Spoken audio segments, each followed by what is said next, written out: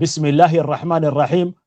وهبينما أحد أو إسنين أي سوق ليسو كودا بشا فبراير سنة كاللبكن لباتن يلح أو كوبهجن صدح يتمنك بشا شعبان سنة كن أفر بقول فرتن يتضبا تاريخ الهجرية كسو دوادا مركله هي برامجكي قبانها قضبدا عاو برامج كأن إذن كوها إننا وحا كمدا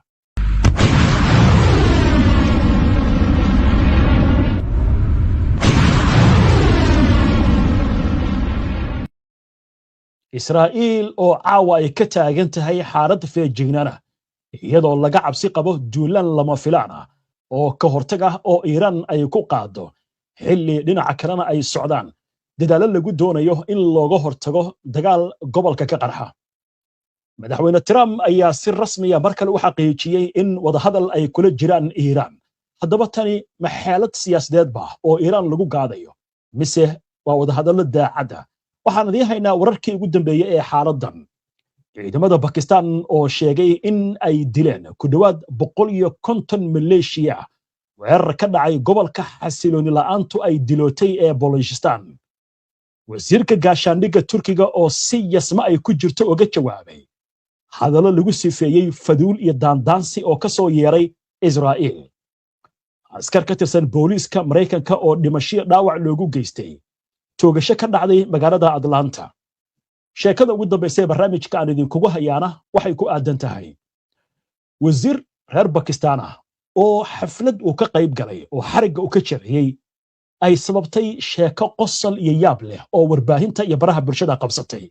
haddaba maxay tahay sababta arrintan sidan loogu hadal haya dhacday yaab leh oo cajiib ayaan idin kugu haynaa qaybta dambe ee barnaamijka dhammaan wararkan iyo weliba warar kale oo faahfaahsan iyo wixii warah ee soo kordha intaynu hawada ku jirno ayaan idinkugu soo gudbinaynaa barnaamijka qubanaha kadib weerar isku dabaridan oo ka dhacay deegaano kala duwan oo gobolka ah shir jaraa'id ku qabtay magaalada Quetta bugti waxa uu sheegay in tiradan ay isugu jirto maleeshiyad lagu dilay hawlgallo la fuliyay Jimcihii iyo Sabtidii iyo kuwa kale oo lagu qaarajiyay hawlgallo baaris iyo sifayna oo wali socda ciidamada Pakistan ayaa sabtidii ku dhawaaqay in 29 maleeshiya la dilay iyagoo sidoo kale sheegay in weeraradaasi ay ku dhinteen 17 askari oo ka tirsan ciidamada ammaanka iyo 31 qof oo rayida bayaan ka soo baxay militariga Pakistan ayaa lagu sheegay in weeraradii ugu dambeeyay ay ka dhaceen meelo dhowr ah oo gobolka Balochistan ka tirsan dhamaadkii toddobaadka taasi oo keentay in ciidamada qalabka sida ay si degdeg ah u farageliyaan si xaaladdan ay u xakameeyaan ciidamada Pakistan ayaa ku eedeeyay weeraradaasi maleeshiya ay taageerto Hindiya eedeyntaasi oo New Delhi ay ku tilmaamtay mid aan sal lahayn kooxda gooni-goosadka ee la mamnuucay ee ciidanka xoreynta Balochistan ee magacooda loo soo gaabiyo BLA ayaa sheegatay mas'uuliyadda weerarada iyadoo sheegtay inay fulisay hawlgal ballaaran oo ay ugu magac dartay duufaanta madow gobolka Balochistan oo ah gobolka ugu weyn uguna saboolsan Pakistan ayaa muddo 10 sano waxa uu la daala dhacay kacdoon hubaysan sida ay muujinayaan xog ururin tan iyo sanadkii hore tirada dadka ku dhintay weerarada caynkaasi ee Pakistan ayaa gaartay 3967 qof waana heerkii ugu sarreeyay tan iyo 2015 waayahay wixii warar arrimahaas ugu soo kordha waynu arki doonaa imikana Ankara xiisada u dhaxaysa Turkiga iyo Israa'iil ayaa xoogeysatay tan iyo markii uu bilowday dagaalka Gaza iyadoo xiriirka dhanka diblomaasiyaddana hoos loo dhigay Turkiguna waxay joojiyeen ganacsigii ay la lahaayeen Israa'iil oo ilaa dhowr bilyan sanadkii ku kacayay hadallo adag ayaa hawada la isku maraya madaxweynaha Turkiga Recep Tayyip Erdogan ayaa ku sifeeyay ra'iisul wasaaraha Israa'iil Benjamin Netanyahu naazigi Hitler oo kale dhinaca kale mas'uuliyiinta Israa'iil ayaa iyaguna si adag waxay u cambaarayaan madaxweynaha Turkiga oo ay ku tilmaamaan dictator ama kaligi taliye haddaba hadal cusub oo xiisadan la xiriira ayaa dhanka Turkiga ka soo yeeray aynu eegno wasiirka gaashaandhigga ee Turkiga Yasser Güler ayaa sheegay in hadallada Israa'iil ee ka dhanka dalkiisa ay yihiin hadallo aan wax ka soo qaad lahayn isla markaasna aysan wax qiimo ku lahayn xaqiiqda dhabta ah iyo sharciga caalamiga Guller oo waraysi siiyey wargeyska Oxygen ee ka soo baxa dalka Turkiga ayaa waxa uu xusay in mudnaanta amniga Turkiga lagu saleeyo qataro dhab ah oo jira balse aan lagu go'aamin hadallo ama qadaf siyaasadeed. amniga Turkiga waxaa hagaya qataraha dhabta ah ma ahan hadallo oo kaliya ayuu yiri wasiirku. Waxa intaasi uu ku daray in Turkigu wali ay ka go'an tahay ilaalinta xasilloonida gobolka iyo abuurista jawi u furan wada hadal iyo xal siyaasadeed. Sida uu sheegay hadallada Israa'iil ee lagu beegsanayo Turkiga wuxuu yiri waxay keeni karaan in ay xiisada kor u sii kacdo isla markaasna aysan lahayn wax miisaan ah oo ku salaysan xaqiiqada dhulka ka jirta ama qawaaniinta caalamiga ah. annaga dhinaceena hadallada caynkaasi uma qalmaan xitaa in loo jawaabo ayuu yiri Guller. wasiirka gaashaandhigga Turkiga ayaa sidoo kale waxa uu ku nuuxnuuxsaday in qiimaynta qataraha iyo kala horumarinta amniga ciidamada qalabka sida ee Turkiga ay ku salaysan tahay amniga xuduudaha, halista argagixisada, xasillooni darrada ka jirta dalalka dariska ah iyo qatar kasta oo si toos ah u taabanaysa awoodda difaac iyo cabsigelinta ee Turkiga. hagaag iminkana xagga Mareykanka aynu jaleecno iyadoo dalka Mareykanka toogashada safmarka ay ka noqotay tusbax afka laga furay ayaa goordhaweyta weerar ka dhacay Atlanta waxaa la sheegayaa askar Mareykan ah dhimasho dhaawac in loogu geystay. warbaahinta Mareykanka ayaa sheegaysa in askari ka tirsan ciidamada booliiska dalkaasi la dilay halka mid kalena si daran loo dhaawacay kadib israsaasin ka dhacday banaanka hotel ku yaal duleedka magaalada Atlanta ee caasimadda gobolka Georgia sida booliisku ay xaqiijiyeen goordhaweyda. booliiska deegaanka ayaa bayaan ay soo saareen waxay sheegeen in dhacdadu ay dhacday saacada ka hor kadib markii laba askari loo diray warbixin la xiriirta fal khiyaano ah oo ka dhacay hotel ku dhow aaga Stone Mountain oo qiyaastii 40 kilomitir waqooyiga bari kaga beegan Atlanta. markii askartu goobta ay gaareen ayaa waxay la kulmeen qof watay hub kaasi oo rasaas furay taasi oo keentay in labada askari iyaguna rasaas ku jawaabaan. isla markiiba waxaa la dhaawacay tuhmanaha sida booliisku ay sheegeen. bayaanka ayaa lagu xaqiijiyay in mid ka mid ah askarta booliiska isla goobtii uu ku dhintay halka askarigii labaadna loo qaaday cisbitaal isagoo ku jira xaalad halis ah. booliisku waxay sheegeen in tuhmanaha isna lagu dhaawacay rasaasta waxaana la sheegayaa in laga daaweynayo dhaawacii rasaasta labana sheegin xaalad kale oo faahfaahin ah. booliisku waxay sheegeen in ay xog dambe bixin doonaan oo la xiriirta xogta tuhmanaha ku lugta lahaa dhacdadan. waxaan u gudbaynaa goordhow wararkii ugu dambeeyey ee xiisada gobolka bariga dhexe. Trump oo mar kale hadlay hadalkan uu jeedinayo madaxweynaha Mareykanka Donald Trump ma loo fasiran karaa xeelad Iiraan lagu gaadi rabo mise waa hadal daacad ah. sidoo kale Israa'iil ayaa caaw waxa looga jira heegan iyo feejignaan sare sababtuna waxa weeye Iiraan oo cabsi laga qabo inay soo qaado weerar ka hortag ah. intaan u gudbin qodobadaas waan isku soo laabanaynaa qadar yar waxa yeesina soo dhawaada mar kale daawadaya wali waxaad la socotaan barnaamijkii qubanaha oo toos idinkaga imaanaya istuudiyaha iyaga koowaad. barnaamijyadeena waxaad ka heli kartaan bogagga bulshada ee internetka sida YouTube-ka, Facebook-ka, Twitter-ka iyo Telegram-ka. warbixino qoraal ah, warar faallooyin iyo macluumaadyo kale waxaad ka heli kartaan barta internetka aynu ku leenahay ee www.hbnonlinetv.com. ku xirna HBN oo ka dhigo wehelkaaga wararka. waa tahay sheekada ku saabsan Israa'iil oo caawa heegan lagu jiro waanu imaanaynaaye waxaan imika ka hormaraynaa warka la xiriira madaxweynaha Mareykanka Donald Trump oo soo saaray hadal kale oo dhinacna kale iyo didilo laakiin shaki weyn gudaha Iiraan uga taagan yahay.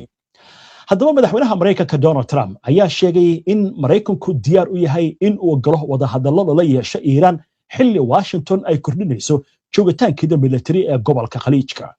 shabakadda wararka Axios ee laga leeyahay Mareykanka ayaa soo xigtay sarkaal sare oo Amerikaan ah oo sheegaya in maamulka Trump uu Iiraan u dirayo fariimo kanaalo kala duwan loo marinayo oo muujinaya in uu diyaar u yahay qabashada kulan toos ah si looga wada xaajoodo heshiis la gaaro. sarkaalkaas ayaa xusay in xiriiradu ay socdaan ay yihiin kuwa dhaba isla markaasna aysan ahayn xeelad siyaasadeed. wasiirka arrimaha dibadda ee Iiraan Abbas Araghchi ayaa goor sii horeysay waxa uu sheegay inuu ku kalsoon yahay in heshiis lala gaari karo Mareykanka kaasi oo ku saabsan barnaamijka nuclear-ka Iiraan inkastoo uu xusay in kalsoonidii Washington lagu qabi karo ay hoos u dhacday waraysi uu siiyey CNN-ka ayaa waxa Araqchi uu ku sheegay in xiriirka dadban ee Mareykanka iyo isweydaarsiga fariimaha loo marayo dalal saaxiib ah ay weli socdaan isla markaasna ay gacan ka geysanayaan abuurista jawi u ogolaanaya dhinacyada wada hadallo miradhal ah oo macno leh sida ay sheegeen ilo wareejada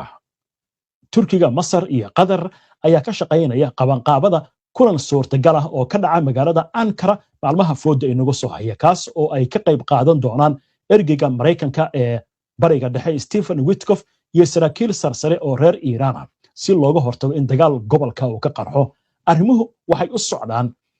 si saameyn leh isla markaasna tilmaami kara inay yihiin kuwa loo ambaqaadi karo jidka wada xaajoodka ayuu yiri saraakiil ka tirsan aqalka cad ee looga arrimiya Mareykanka ayaa waxa ay sheegeen in Trump uusan weli gaarin go'aan kama dambays ah oo ku saabsan in la weeraro Iiraan iyagoo adkeeyay in weli ay furan yihiin xal dhanka diblomaasiyadda maalmihii u dambeeyay waxaa jiray dhaqaaqyo dhanka diblomaasiyadda oo xooggan ra'iisul wasaaraha iyo wasiirka arrimaha dibadda ee Qatar Maxamed Cabdiraxmaan Athani waa ra'iisul wasaaraha iyo wasiirka arrimaha dibadda ayuu isku yahay waddanka Qatar ayaa booqday Tehran halkaasi oo kala kulmay Cali Larajani xogayaha amniga qaranka ee Iiraan waxaana markii dambe la sheegay in la isla qaatay qaab dhismeedka wada xaajoodka si horumar loo sameeyo goorsii horeysay oo maanta hogaamiyaha sare ee Iiraan Cali Khamenei ayaa ka digay in dagaal kasta oo Mareykanku ku qaado Iiraan isku bedeli doono dagaal goboleed isagoo xusay in shicibka Iiraan aysan ka cabsi qabin hanjabaadaha ha noqdeen kuwa muuqda ama aan muuqan waxaana Mareykanku ku eedeeyay inuu doonayo inuu gacanta ku dhigo khayraadka Iiraan isagoo aan ka hadlin arrinta wada xaajoodka dhanka kale laba sarkaal oo Amerikaan ah ayaa u sheegay wakaaladda wararka ee Reuters in generaal sarsare oo Amerikaan iyo Israa'iili ah ay yeesheen kulan albaabada u xiran yihiin kulankaasi oo jimcihii ka dhacay Pentagonka ayaa waxa la sheegayaa inay ka qayb galeen taliyaha guud ee ciidamada Mareykanka General Dan Kane iyo taliyaha guud ee ciidamada Israa'iil General Iyal Zamir kulankaasi oo aan horey loo shaacin ayaa yimid xilli xiisadu ay sii kordhayso Iiraan ayaa sidoo kale waxa la wadaa ayaa dhankeeda waxay wadaa abaabul xooggan isla markaasna waxay ku jirtaa heegan aad u sareeya horumaradan ayaa imaanaya kadib markii Donald Trump uu ku hanjabay weerar military oo ka dhan ah Iiraan iyadoo ay jirto xaalad mas'uuliyiinta Iiraan ay wajahayeen mudaharaadyo bishii hore hagaag haddaba xeeladan ma mid siyaasadeed ba mise waa mid dhaba dad badan waxay leeyihiin Trump dagaalkan ma hubo guushiisa laakiin wuxuu door bidayaa iyadoo cadaadis la saaraya Iiraan inay tanaasul samayso Iiraan hadda waxay leedahay waxa laga wada hadli karaa waa arrinta uraniumka anagoo marka waxay leeyihiin huma samaysanayno waxaan doonaynaa oo kaliya uranium nabadeed oo sida adduunka loo isticmaalo in korontada laga dhaliyo in loo isticmaalo warshadaha waxyaalaha caynkaasi oo kala isla markaasna sidii loo kormeeri jiray loo kormeero wax hub ah anagu ma samaynayno sababtuna maxay tahay muddo 20 sano ka hor ayaa hogaamiyaha sare ee Iiraan wuxuu soo saaray fatwa uu leeyahay nuclear ma samaysan karno sababtuna ay tahay aqeedada diinta uu leeyahay taas waxay dhalin kartaa dhibaato bini'aadantinimo iyo gumaad marka wax dagaal ah oo caynkaasi anaga ma doonayna ayuu leeyahay Cali Khamenei laakiin dood waxa socota hadda dhanka Israa'iil ka imaanaysa oo ah gantaalada inay halis ku yihiin Iiraan waa gantaalada Iiraan inay halis ku yihiin Israa'iil sidaas darteed Netanyahu wuxuu leeyahay waliba si cad u yiri xitaa haddii Israa'iil waxyeelo ay ka soo gaarayso oo burbur ka soo gaarayo waa in la weeraro Iiraan macnaha waxa lagu tilmaamay ismiidaamin hadaladaasi waaye haddaba gudaha Israa'iil aynu eegno oo caawa warweyn uu ka soo yeerayo waxaa la sheegayaa Israa'iil inay ku jirto heegan aad u sareeya taliyihii hore ee sirdoonka militariga Israa'iil Amos Yadlin ayaa sheegay in inkastoo fikirka reer galbeedka uu tilmaamayo in Iiraan aysan bilaabi doonin dagaal ka hortag ah oo ay ku qaado Mareykanka ama Israa'iil haddana wuxuu leeyahay fikirka dagaalka barakaysan iyo midka mowqifka adag ee diimeed ayaa wuxuu ka duwan yahay xaqiiqdaasi taasi oo keeni karta buu leeyahay tilaabooyin lama filaan ah Yadlin ayaa sheegay in ciidamada Israa'iil ay tahay in si buuxda ugu diyaar garoobaan xaalad kasta si haddii ay u dhacaan weerar lama filaan ah markaasi looga hortago wuxuu rajo ka muujiyay in ciidamada Israa'iil ay haystaan wasidalka u dhigaya qorshe hawlgal ah oo ku salaysan fikradda ah in Iiraan ay samayn karto wax aan macquul ahayn oo ula jeedo weerar ay bilowdo isagoo la hadlayay telefishinka Kanaal 12 Yadlin waxa uu xusay in colaadaha dhawaan ka dhacay gobolka ay muujiyeen in dhinacyada marka hore bilaaba gacanta ama dagaalka ay helaan faa'iido istiraatiiji ah oo weyn si hadalka u dhigay wuxuu sidoo kale tilmaamay in nidaamka Iiraan uu raadinayo aargoosi ka dhan ah Israa'iil kadib dagaalkii dhacay bishii Juun ee sanadkii aynu ka soo gudubnay Yadlin imika waa madaxa hay'adda Mine Israa'iil oo ah xarun la talin oo dhanka amniga qaranka wuxuu sheegay in militariga Israa'iil ay si dhow ula shaqeeyaan gaar ahaan wadaagista casharadii laga bartay dagaaladii horey u dhacay ee dhexmaray Israa'iil iyo Iiraan gaar ahaan dagaalkii sanadkii hore Yadlin ayaa carabka ku adkeeyay in Israa'iil iyo Mareykanka ay u baahnaan doonaan inay go'aamiyaan habab wax ku ool ah oo lagu kala maareeyo hawlgallada militari haddii dagaal uu dhaco wuxuu sidoo kale adkeeyay muhiimadda ay leedahay kalsoonida iyo is-aaminaadda u dhaxaysa taliyaha guud ee ciidamada Mareykanka Dane Khan iyo taliyaha ciidanka Israa'iil Eyal Zamir waaye Israa'iil marka dhankaas ka karkarinaysaa dagaalka waa ay doonaysaa in arrintan mar un Iiraan si xun loo xanuujiyo laakiin Trump waynu arkaynaa warkiisa Iiraan waxay ku jirtaa inaysan aaminin hadalka Trump ka soo yeeray ee Israa'iil ku doonaba ha noqdo diyaar garowgii ugu dambeeyay ku jirta waxa la leeyahay dagaalkii 12 maalmood socday ee bishii June iyadoo wada hadallo ay socdaan oo lagu ballansan yahay magaalada Masqad ee waddanka Cumaan ayaa dagaalka u dhacay marka hadda Iiraan warkan ka soo yeeraya Trump ee uu leeyahay wada xaajood baan doonaya nabad baan doonaya arrinta in la xaliyo doonaya waxay u qaadanayaan fariin dagaal inay tahay waxa leeyahay waba ka sii balaariyeenba hawlgalkii iyo abaabulkii isma dhigan inay leeyihiin dadkan Iiraaniyiintana waxaa lagu tilmaamaa sida qobarada ay sheegayso oo xitaa qobarada Ameerikaanku ay ka mid yihiin dad feejigan sidoodaba inkastoo lagu eedeeyo sida loo dhex galay oo dhowr jeer laga dhex adeegtay xagga sirdoonka marka la eego waa hagaag qodobkaas halkaas aynu kaga gudubnay imika waxaynu soo gaarnay sheekadii ugu dambeysay ee barnaamijka aynu ku soo gabagabayn jirnay alaab waxaynu ku soo qaadanaa sheeko ka duwan sheekooyinka barnaamijka aad ku soo daawateen waxaan idin haynaa sheeko la yaab leh dadka madaxda ah haddii xaflado looga yeero gaar ahaan meel la furayo inta badan xarigga la siiyaa maqaska loo dhiibaa xariggay ka jiraan warshad hotel goobaha ganacsiga goobo dowladeed waxay doontaa ha noqoto laakiin dhacdo dhawaan ka dhacday waddanka Pakistan ayaa soo jiidatay saxaafadda iyo baraha bulshada wasiir hadda waa wasiir ka tirsan dowladda Pakistan ayaa waxa uu ka qayb galay si halkan kaga muuqata xafladda furitaanka maqaaxi cuntada fudud samaysa laakiin maqaaxi been abuura sheekada marka yaan idinka hor dhicine aan u guda galo sheekadan oo warbaahintu ay qorayso waayahay wasiir ka tirsan dowladda Pakistan ayaa dhawaan ka qayb galay xaflad furitaan maqaaxi cusub oo magaceeda la siiyey Pizza Hut balse dhibaatada waxay dhacday shirkadan iska leh dukaamada caynkan oo kala caalamka ku kala yaalan waa shirkad Mareykan Pizza Hut ayaa waxay leedahay xafladan oo ka qayb galay wasiirka gaashaandhigga hadda waa wasiirka gaashaandhigga ee Pakistan Khawaja Asif طبعا waad kala socotaan dhowr ban baa wararkaas idin soo gudbinay dagaalkii Pakistan iyo Hindiya heshiiskii dhanka difaaca qaranka ee Pakistan iyo Sacuudiga dhex maray arrimo badan buu ka hadlay dagaalkan Gaza waa nin inta badan laga qadariyo waddanka Pakistan haddaba xarig jarkii ayuu ka qayb galay si halkan ay kaga muuqata magaalada la yiraahdo Sialkot ayaa xafladani ay ka dhacday oo maqaayada laga furay laakiin dhibaatada waxay dhacday shirkadan la yiraahdo Pizza Hut ee Mareykanka laga leeyahay ayaa waxay soo saartay bayaan waxay leedahay annagu war uma hayno maqaaxi aan leenahay oo laga furay magaaladaasi mana jirta arrintaasi dukaanka ama maqaaxidu sidaad u jeedaan calaamadihii caanka ku ahayd shirkadaasi la yiraahdo Pizza Hut oo biisada iyo waxyaalaha yararka ah ee cabitaanada iyo cuntada iyo fudud samaysa gaar ahaan si gaar ah biisada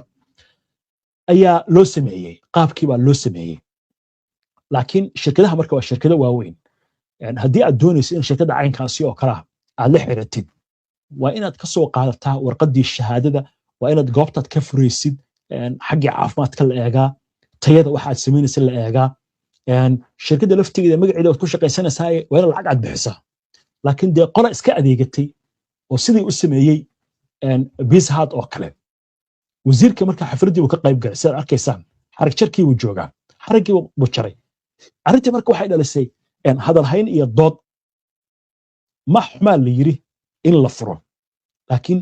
sidee wasiirka uga qaybgeli karaa baa la yiri maqaayad fake ah ama maqaayad been abuura laakiin dad baa difaacay waxay leeyihiin wasiirku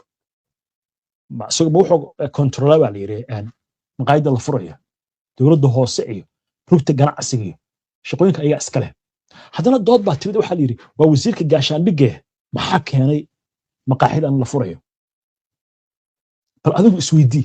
qaybta hoose fariimaha noogu reeb aragtidaada inta ayaan ku soo gabagabeynayaa caawa barnaamijkii waana ku mahadsantihiin daawashada barnaamijka si aad ula socoto wararkan iyo barnaamijyada iyo macluumaadka aynu soo gudbino haddii aad ku cusub tahay baraheena bulshada amaba horay aadan ugu xirnayn hadda ku soo biir waa inoo barnaamijka xiga insha allah inta ka horeysa nabadgeli